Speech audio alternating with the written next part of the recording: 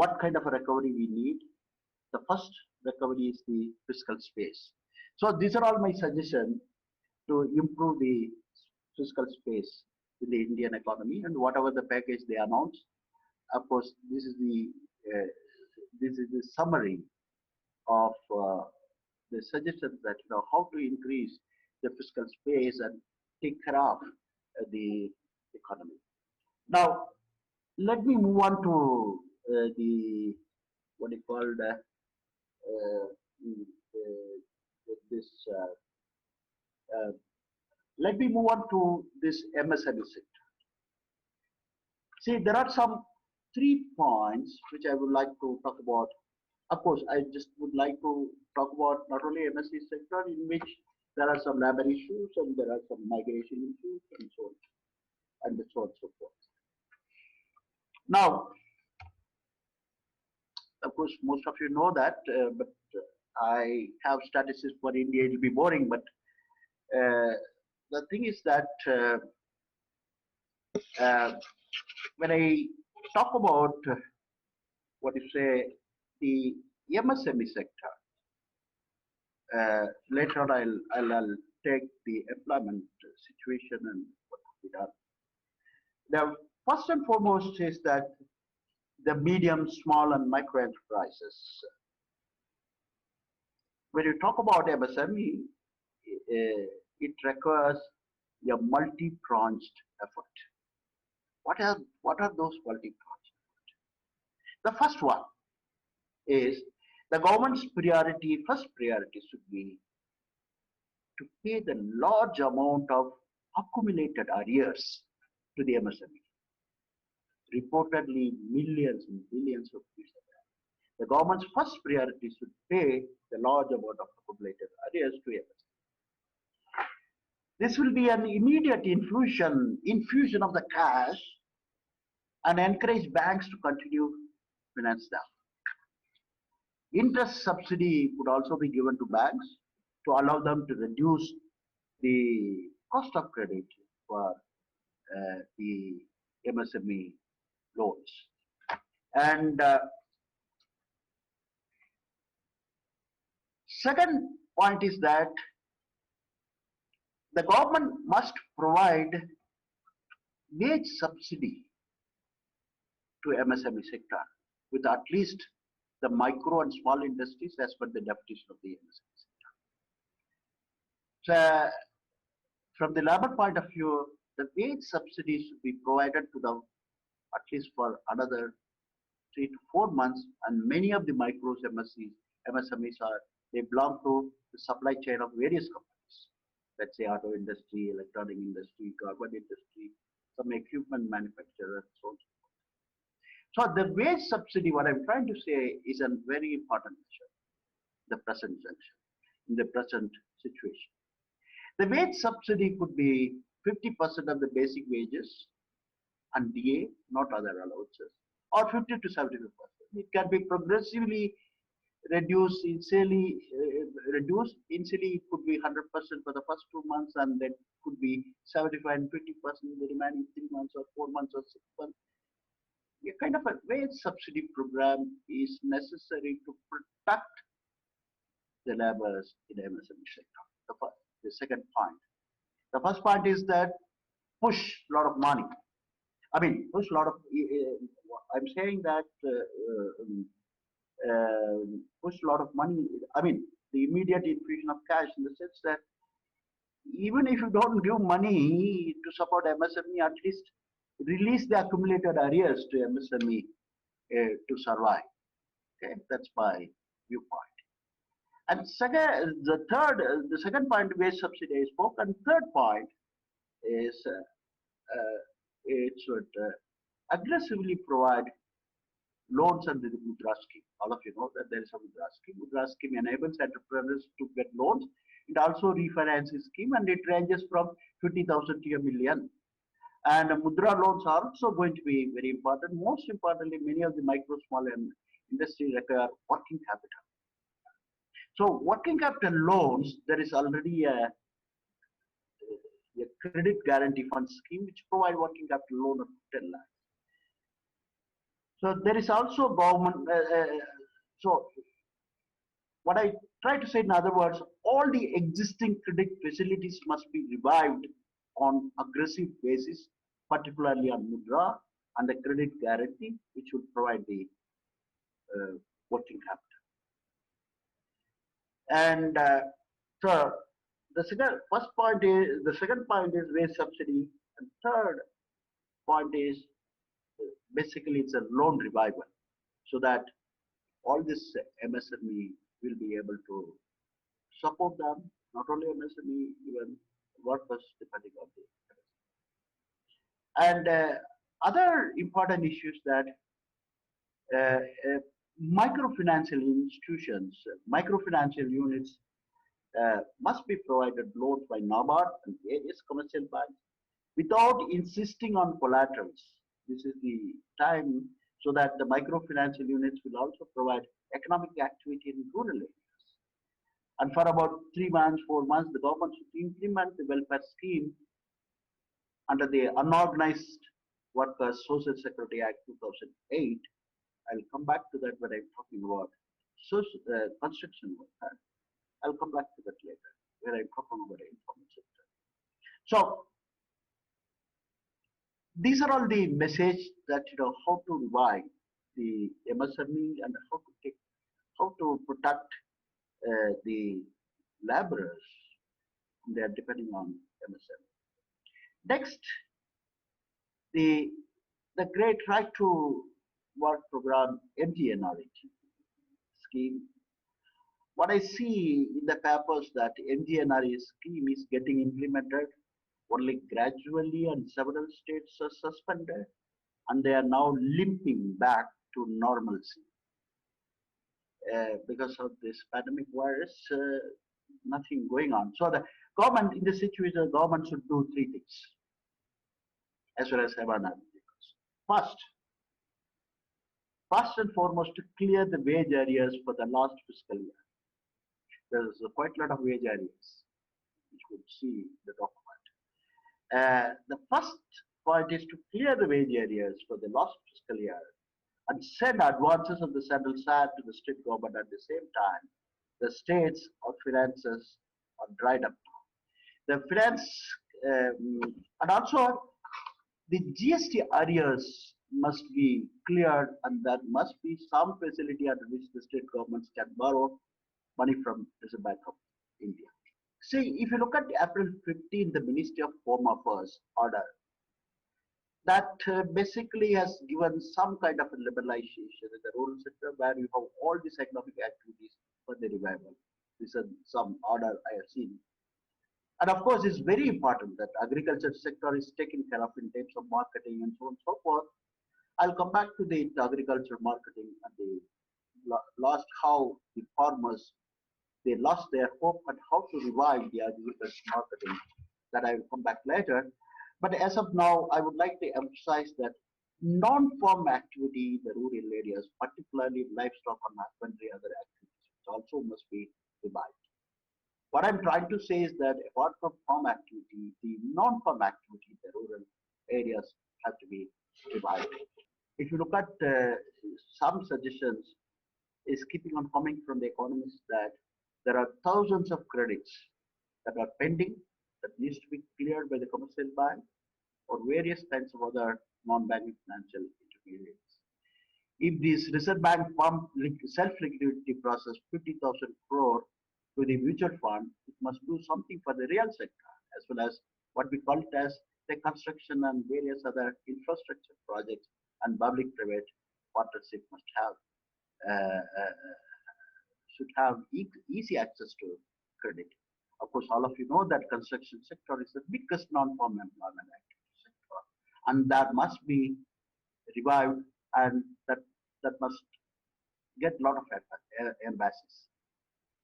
And now all of you are seeing that the train is operated, bus is operated, and the labor supply in rural areas would have increased because of rural migrants and various other practices, reverse migration happening. And so the construction projects basically under MNREGA and others will have to observe this excess labor that have come in, and harvesting of rabi crops would have been over been by now. So there is a genuine need. What I'm telling is that there is a genuine need for non-farm activities, and they have to be identified, which will be self-employed, livestock and husbandry, MNREGA, construction-related projects, and rural asset creating. So these are the ways in which it is not only the government but also the private sector which will be involved. Obviously, when I say private sector, obviously private sector nowadays is under stress because of the liquidity is huge for them. I think that there must be need of expansionary fiscal policy and non-MPA, non-NPA driven kind of a extension of credit, non-collateral credit for small sector. So all these things will greatly boost the economy. What we know in economics, we have seen the Big Bang theory, BNG, Big Bang theory, and Professor Kaushik Basu sometime back, a week back, he said no to Big Bang theory. It is very much needed.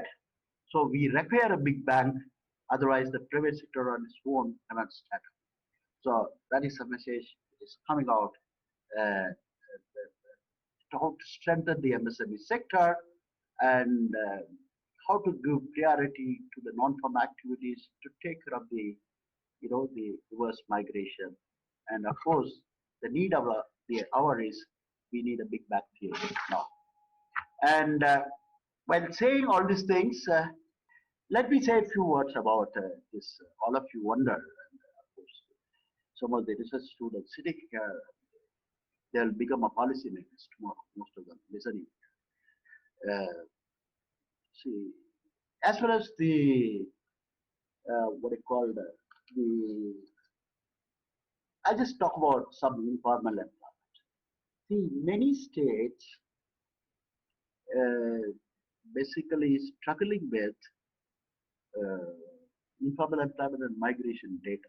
I want to talk about the data basically, and struggling with the proper data, proper statistics about the how many informal sector workers are there, how many migrant workers are there, and what type of migrant workers are there.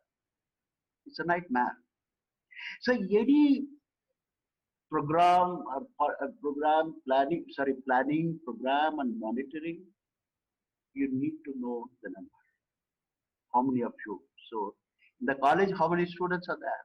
Accordingly, you can plan it, you can budget it. Am I right? So the same way, we should have the idea of the labor force. For example, as far as Canada, India concerned, there are about 465 million workers, and in Karnataka there are 25.5 million workforce. Out of 25.5 million total workforce, recent periodic and labor force survey 2017-18, which I have seen the data, analyzed the data, and I looked at 25.5 million total workforce in Karnataka, out of which, of course, each state can be calculated nowadays using 2017-18. 22.2% million informal sector workers, and there are 3.3 million workers of formal sector workers. If you see the percentage, 87% of informal sector worker and 13% of formal sector. Okay, this is the binary classification. When you look at the employment status, basically regular sector, it can be categorized as regular sector worker, casual worker, and self-employed. As far as Karnataka is concerned, I told the total workforce is 25.5 million workers, and out of which 6.5 million are regular workers, regular salary workers, and 6.8 million are casual workers, and 12.2 million or self-employed. Now, you will be shocking to see what I said. The first dichotomy, formal and informal, I said 3.3 is formal. But when you looked at employment status, the regular salary is 6.5. There is some paradox. See, the simple binary dichotomy says 3.3, but whereas regular, when you look at the status, regular salary is 6.5. So 6.5 minus 3.3, that's a hidden number, is near about 3.2 million workers are informal workers working in formal sector without having any social security and so on. It is not necessarily the informal sector worker is 22.2. You have to add another. See that the thing is that near about 3.2 million workers or the formal sector, sorry, informal worker working in the formal sector. This is a huge population. So, given these statistics, so one has to plan that how to revive the economy with a large army of this unorganized sector workers, and how do we provide the social security, which the Social Security Act is saying that to provide social security, it is just simply the spread, and this simply as this is a spread, and it's on only on the letter, on the black and white on the paper, which we have never seen these social security measures so far properly distributed or properly managed, implemented. So we need to have proper design and implementation of social security programs. For example, before I say, yeah, take for example construction work. So near about 50 million informal workers are building and other construction workers. Of course, near about 3 million, 2 to 3 million are in Karnataka, but Karnataka said out of 25.5 million, so 7% of the total workforce of Canada is construction workers. Then if you ask question, when I'm talking about social security, you ask question, what are the efforts undertaken by the Karnataka to wipe out their tears by protecting and constructing a livelihood under lockdown? Do they have lessons for other states in India? Of course, there are some lessons from Karnataka and also lessons to the government to understand how to manage the social security for this 7 to 8% of workers or construction workers. Because this particular section of the people, in the sense that all of you know that there is 1% of cess levied on each new building. This is nothing called construction workers welfare fund. It goes to the government. Today, the size of the construction workers welfare fund almost 8,000 crore in Karnataka alone. 8,000 crore, which has been collected from 1% cess on the new building, but beautiful collection. The fund is there in the kitty, but its utilization rate has remained less than 10%. So the government of Karnataka recently has directed the board to use the welfare fund to provide livelihood allowance of this 1,000 per month per registered worker and arrange temporary boarding, lodging, and also the migrant construction workers and so forth. What I'm saying is that though they have announced, but the thing is that the utilization rate is 10. See, there is a mixed feeling of this Karnataka's flexibility in spending from this welfare fund, the time of emergency like lockdown, is that yes, I welcome the Karnataka's government decision of giving a flexibility in spending from the welfare fund in times of emergency like lockdown. But in the future, this flexibility should be permanently built in and automated, in lieu of having to resort to time-consuming amendments to existing rules Further, there is a strong need to extend the welfare benefits to currently unregistered building um, and other construction workers. And also now, though they have a good measure of giving a flexibility to use it, but the thing is that uh, the state and local government, uh, what they have to do is that the identification of the eligible beneficiary with no inclusion or inclusion error is a formidable task. And delivery of these services to thousands of people at their places of living.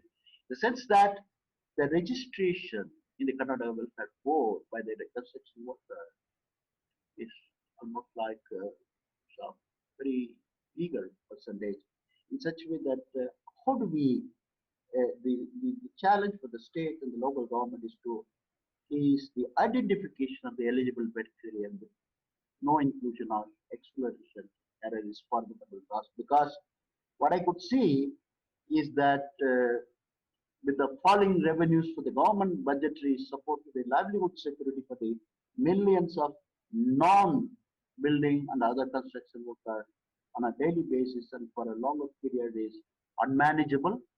So that what I'm suggesting is that we need to have a proper, in this time, the government has to explore a livelihood security measure based on direct cash transfer than in kind transfer, the complete list of eligible persons registry. What I say that the construction worker board should have the eligible person registry. This registry should be independent of registration status of person in different occupations. So this is the right time to bring back a policy initiative for a universal basic income, which comes under the Social Security Act 2008.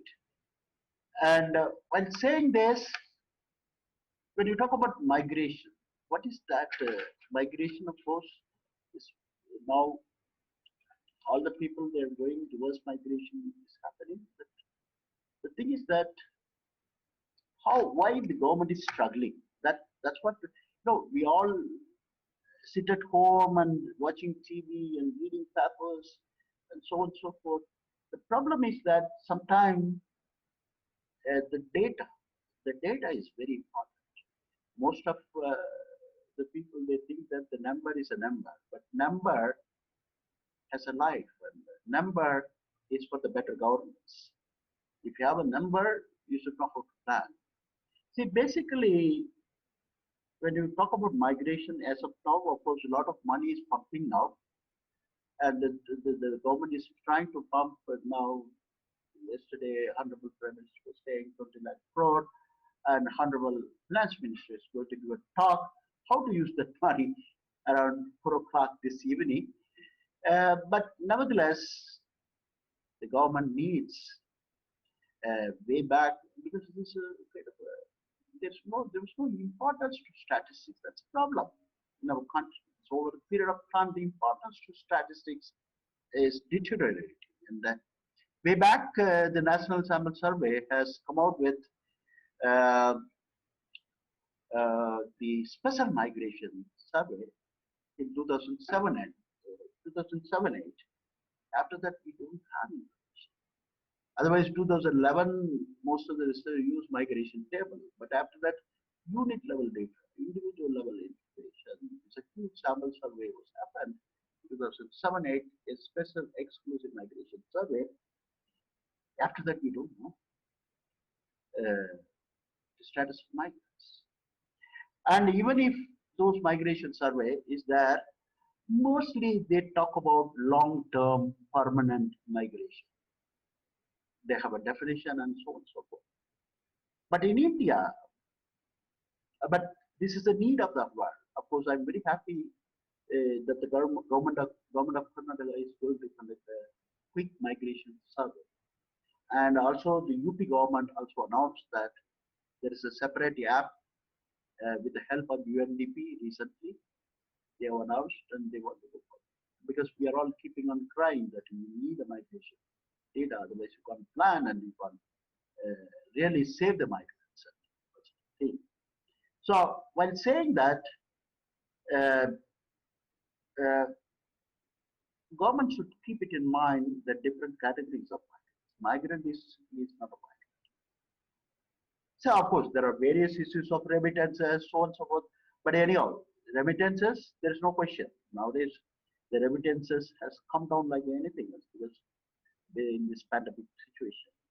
But what I'm trying to talk about is while doing this state-specific survey, of course, I'm requesting most of my friends sitting in many states as an economic advisor. The need of the hour is migration survey. We have to appreciate Kerala government. They have a separate migration survey helped by Center for Development Studies. And Professor Irdi Rajan has involved, and they have a beautiful migration survey. And you could see that the health ministry and the labor ministry, the way in which they are dealing with this pandemic virus situation is quite appreciable, laudable. Uh, uh, what I'm trying to say is that when you conduct this migration survey, one has to think of different categories of migrants. So that when you say migrant, I'm also a migrant, has come from Tamil Nadu to Karnataka. So, but I'm a permanent migrant. Okay. When you go for a survey, I'll say that I'm a migrant, so that you can give some basic relief measure to Professor Madhuswar also, because I'm a migrant, right? So there is a there is a long-term permanent migrant. We should not worry about those people. Okay, they are all affluent, long-term permanent. Maybe we know that they may be coming from Kerala. She's a long-term permanent migrant in Bangalore. So we should not worry about. We know that we our Reverend Father, he must have come from Kerala.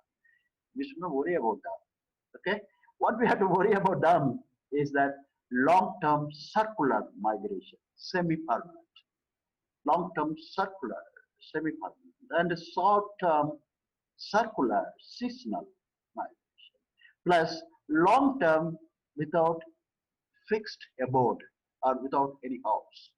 That's what without fixed abode. So the government should worry about uh, the long-term circular migration and short-term circular seasonal plus long-term without fixed abode. They are all the vulnerable migrants. So in this case, that I hope the government is doing a very quick survey. But anyhow, my suggestion to the government very recently, when I was in video conference with the government of Karnataka, so I welcome this migration survey because this is the need of the world. Otherwise, money you can pump money, but where to pump money? Okay, without having the, the, the, the, the, the right the right stakeholder. I mean the right people. How do you spend money? In the sense that yesterday in Tamil Nadu there was a TV. Uh, uh, this what I call the DMK party has given one number. And there is one fellow calling from Tirupur, and he was saying, "Oh my goodness, we have got a.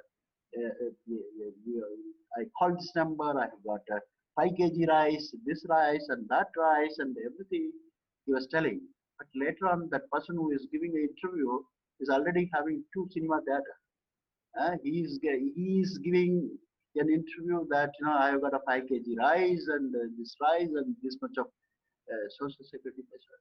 I think we should not get into this, you know, uh, the inclusion error. Just just to overcome this inclusion error and to write and target the people we need.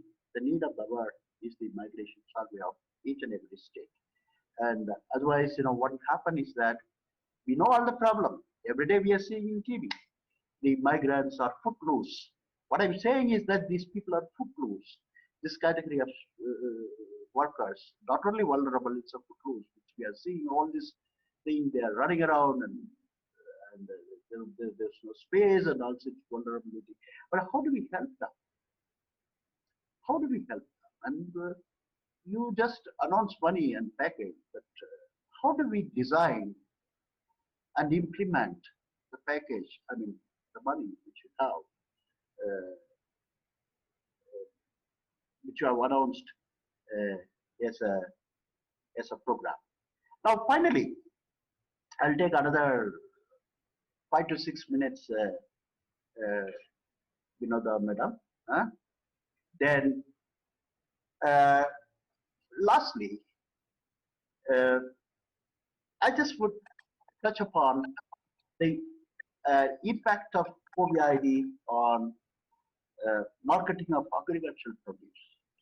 All of you know that this COVID has disrupted totally the supply chain of certain agricultural commodities, especially perishables like fruits, vegetables, in the whole country, and Karnataka is not an exception. In food grains, the supply chain is particularly disrupted and is moving towards a disaster. What I'm trying to say a few words is that how to reinvent, how to strengthen the supply chain in terms of the institutions, in terms of infrastructure, and in terms of technology. So keeping this in mind, what the government, farmers and policymakers can do at this juncture.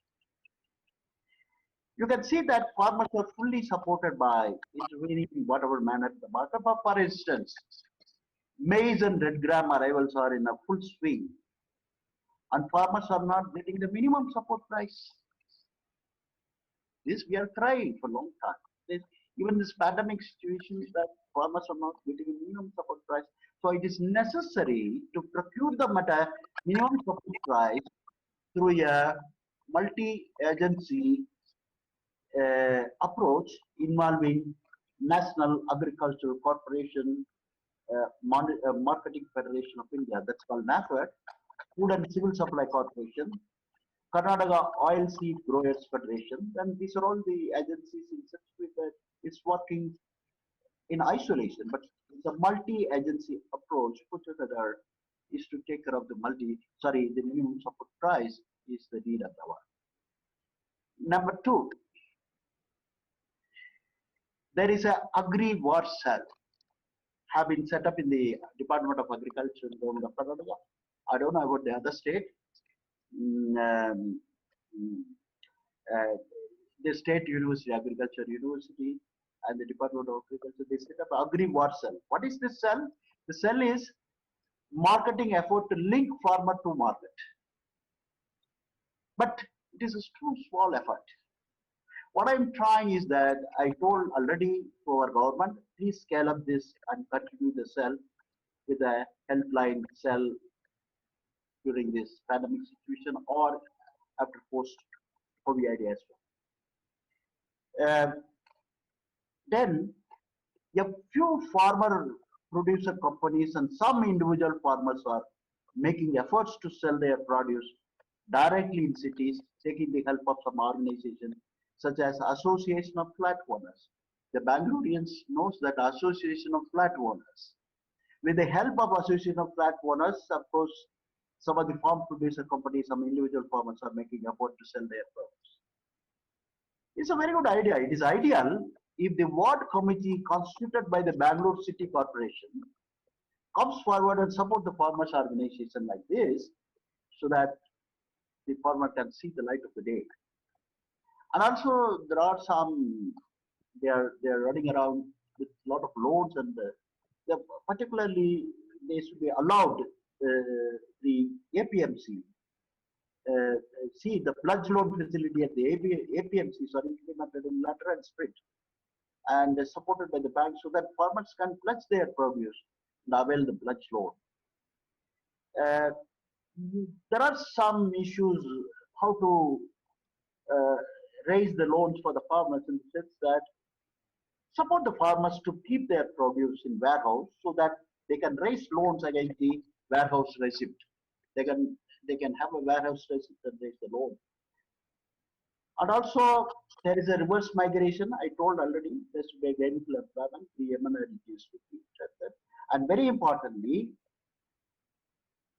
Karnataka is the role model to the rest of the state, basically to bring revolution of the e-market service. Very recently, the government of India is seriously contemplating to amend the APSM Act. But the thing is that recently Karnataka is a forerunner, front runner in bringing amendments such as Rashtriya e-market service. Some private sector and the government has joined together, started Rashtriya e-market service. It's a beautiful, I mean, the platform in which we get the farmers can benefit out. And there are a lot of food parks in Canada are underutilized. It's high time we make use of the aggregation and valuation. Recently, during this pandemic time, when I went out, the government has taken a good decision to market fruits and vegetables produced by the farmers through the outlets of Karnataka Milk Marketing Federation Limited. Basically, this decision should be implemented quickly and a continuation of the same is ensured during the post-COVID period as well. So, there are attempts by producer companies and private players, as I said, to establish e-marketing platform in the state. And of course, I don't know about other states. They may have e-marketing, but Kannada is the role model. The e-marketing. This should be because this is a great support, and this should be supported so that the aggregation model emerges, wherein the produce of small farmers are assembled and marketed in a competitive manner. So, all we know, this COVID has caused great destruction to agrarian economy in the whole country, which has far-reaching consequences in the coming Kharif season and Rabi season. And let us not lose our hopes and see that the disaster leads to opportunity. Improve the efficiency of supply chain is the key for alleviating the income level of farmers.